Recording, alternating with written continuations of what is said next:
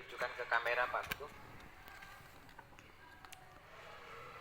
Oke. Ya baik, terima kasih Pak Kuku. Ya Pak. Mantap tulisannya, sangat terang. Ya. Tangan tangan satu pahaman Pak. Gak susah nih Pak. Ini kan. Baik Pak Kuku. Iya. Atur minta tolong kawan untuk merekamkan kan nah. Iya Pak. Ini minjem HP Pak nih Kuku Pak. untuk minta Iya Pak. tolong. Oh gitu ya. Siap. Pak Kuku bisa disampaikan atau dipresentasikan modul ajar yang sudah Pak Kuku kirim di LMS. Baik Pak, kemarin saya di LMS ada PBL dan PJBL dan Pra 5 Pak. Yang saya pilih PJBL Pak. Nah, di PJBL eh, peserta didik itu diberi tugas project Pak. Tapi pertama peserta didik itu di pendahuluan Pak, diberi tujuan pembelajarannya, diberi capaian pembelajarannya, dan kita sebagai guru sebelum memasuki kegiatan inti bertanya Pak pelajaran yang sebelumnya dipelajari agar siswa mengingat pelajaran yang sebelumnya. Dan setelah itu peserta didik diberikan tugas project Pak. Setelah itu peserta didik melaksanakan project dengan membawa perlengkapan seperti spidol, bahan ajarnya, dan setelah itu kita sebagai guru mengevaluasi dan menilai Pak. Dan setelah itu kita sebagai guru, setelah anak diberikan project, kita memberi refleksi kepada anak supaya anak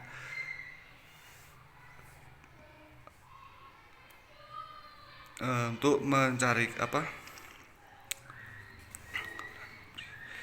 memberi umpan balik Pak. Seperti itu Pak. Yang Refleksi Pak Kuku ya. iya Pak. Iya. Baik, Pak Kuku, tentunya banyak yang sudah didapatkan dari PPG yang dilakukan sampai dengan hari ini. Nah, kira-kira apa hal baru yang tentunya didapatkan dari PPG ini menurut Pak Kuku, kemudian bagaimana nanti mengintegrasikannya dalam pembelajaran yang akan dilakukan di kelas? Di dalam PBG ini banyak hal baru yang saya dapatkan Pak. Yang pertama, saya kurangnya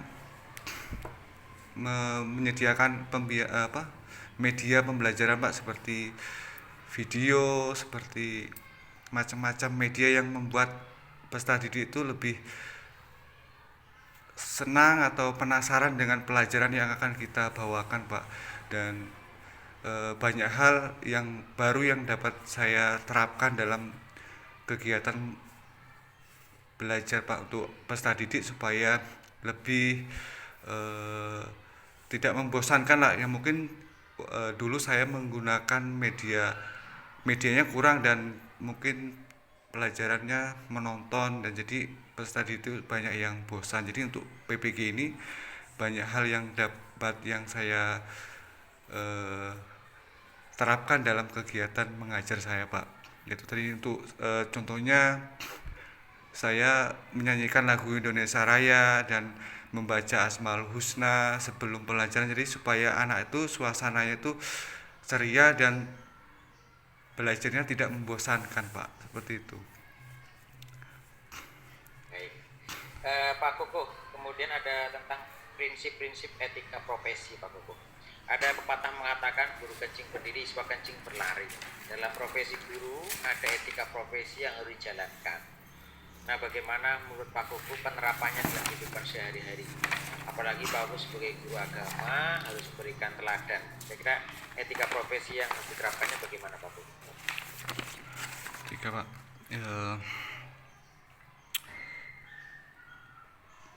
Kita sebagai guru PAE tentunya harus memberikan contoh kepada anak tentang hal ibadah Pak, ibadah sholat. Saya mengajar di sekolah dasar ini, saya mengutamakan sholat Pak. Jadi anak-anak itu saya berikan tugas jadwal sholat. Setiap mapel saya itu anak itu mengumpulkan jadwal sholatnya. Jadi saya sering eh, memberitahu kepada anak, sepintar anak apapun kalau tidak sholat menurut saya itu akan sia-sia Pak. Jadi saya lebih menekankan tentang hal untuk ibadah sholat Pak. Dan saya pun konfirmasi karena di sekolah di setiap kelas itu ada grup PAI, jadi saya sering konfirmasi sama wali murid untuk bekerja sama untuk anak, mendidik anaknya di rumah untuk selalu sholat 5 waktu. Dan tentunya saya juga eh, selalu mencari perkembangan peserta didik Pak, jadi selalu berkoordinasi sama wali murid, banyak hal apa yang sudah dilakukan anak di rumah, seperti itu Pak. Mungkin seperti itu Pak saya. Iya. Terakhir Pak Koko, Iya Pak. di dalam kelas itu kan tentu siswanya berbeda-beda latar belakangnya, gaya belajarnya. Karena pada prinsipnya itu kan setiap siswa itu ada keunikan dalam dirinya. Iya Pak. Nah, kira-kira strateginya Pak Koko yang harus dilakukan agar semua kebutuhan siswa yang beda-beda itu terpenuhi itu seperti apa strateginya Pak Koko? Strategi saya melakukan pendekatan Pak. Jadi banyak Pak yang saya temui di sekolah itu, ada anak yang memang sampai kelas, sampai saat ini Pak, ada yang nggak naik Pak karena kelas 3 itu dia seharusnya kelas. 3 Pak Koko? Iya Pak, iya Pak. Jus 3, pas jus 3. Iya Pak. Ya, silakan dibaca. A'udzu billahi minasyaitonir rajim. Bismillahirrahmanirrahim. Tilka rusulu faddalna ba'duhum ala ba'dim minhum man kallama Allahu wa rafa'a ba'dahum darajah wa atayna Isa bana Maryam al-bayyinati wa ayyadnahu biruhil qudus walau sya'allahu maqtatalal ladina min ba'dihim min ba'di ma ja'atuhumul bayyinah ما جاءتهم البينات ولكن اختلفوا فمنهم من آمن ومنهم من كفر ولو شاء الله ما اقتتلوا ولكن الله يفعل ما يريد. صدق الله العظيم. Di ayat yang di atas Pak Kuku ada kata ba'duhum ala. Ba'duhum ala. Itu hukum bacanya apa Pak Kuku? Idgham Pak. Iya Pak? Idgham Pak. Iya. Mim mati bertemu dengan ain. Ba'duhum ala. Izhar Pak, mim mati ketemu ain. Iya, izhar syafawi ya. Iya Pak. Ada bawa kertas Pak Kuku? Ada Pak. Bisa minta terus tuliskan ayat yang tadi dibaca, cukup sampai dengan rafa'a ba'duhum darajat, satu baris itu. Rafa'a ba'duhum darajat.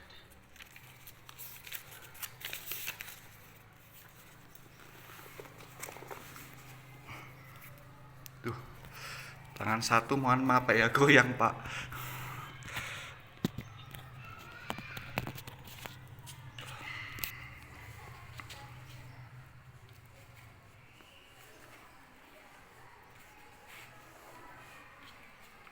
Dari warfa'a darajat itu Pak ya?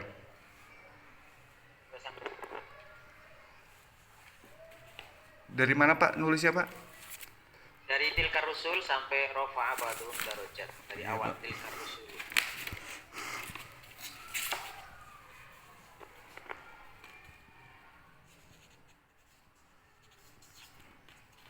Assalamualaikum warahmatullahi wabarakatuh. Perkenalkan, nama saya Kuku Surohim. Saya mengajar di Sekolah Dasar Negeri 119 Tirta Kencana. Saya akan menjelaskan modul ajar yaitu PJBL, Pak. Yaitu PJBL adalah kegiatan yang mana peserta didik itu diberi proyek atau kegiatan yang melalui media. Dan kegiatan PJBL ini anak-anak dibagi beberapa kelompok dan untuk menyelesaikan kegiatan PJBL melalui model PJBL ini, Pak. Oke, cukup Pak. Cukup, Kalau saya Pak. bilang cukup, berhenti ya Pak. Siap, Berarti Pak. saya sudah bisa menangkap penjelasan Bapak. Pertanyaan pertama, apa yang Bapak lakukan untuk mengidentifikasi gaya belajar siswa dalam sebuah perencanaan maupun pelaksanaan pembelajaran? Gaya identifikasi yaitu pertama saya melihat peserta didik, Pak. Maksudnya peserta didik itu dalam belajar dalam materi, seandainya gimana ya, memahami setiap langkah-langkah pembelajaran, Pak. Maksudnya peserta didik itu dapat memahami atau belum mampu atau gimana gitu, Pak. Mungkin itu, Pak, yang saya Terus, apa ya? Oke Pak. Kemudian, apa yang Bapak bisa lakukan untuk menciptakan sebuah kelas belajar yang inklusif? Yang inklusif, Pak, ya. Inklusif, mohon Pak, inklusif tuh yang seperti apa, Pak, ya? Keterbukaan Pak. Oh, Keterbukaan dengan berbagai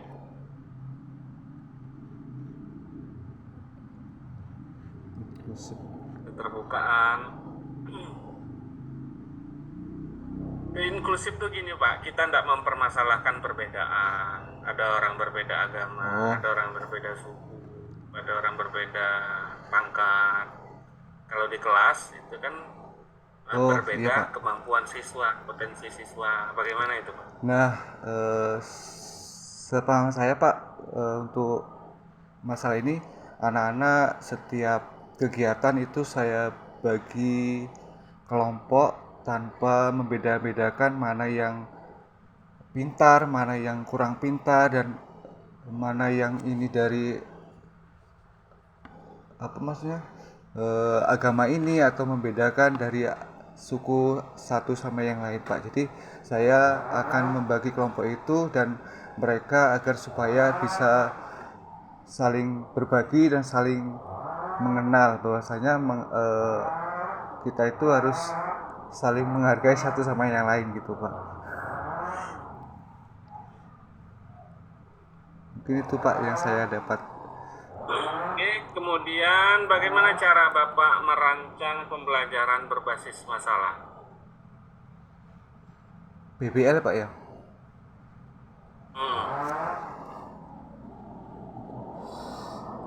Apa ya?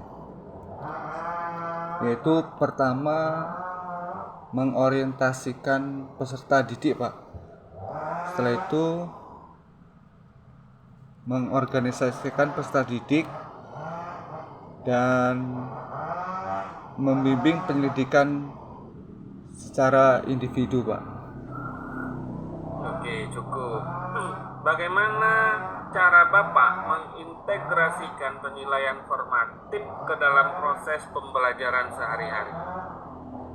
Yaitu dengan cara berdiskusi kelas, terus bekerja per kelompok atau presentasi seperti itu, Pak.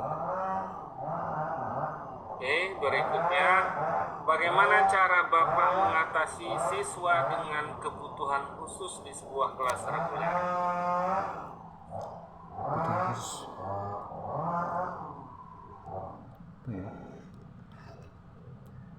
em, memahami karakter setiap peserta didik Pak. Jadi seandainya ada yang kurang mampu dalam pembelajaran, jadi kita mendekati dengan berbagai model atau dengan cara untuk supaya anak tersebut bisa mengikuti pelajaran dengan sama dan secara baik Pak, seperti itu.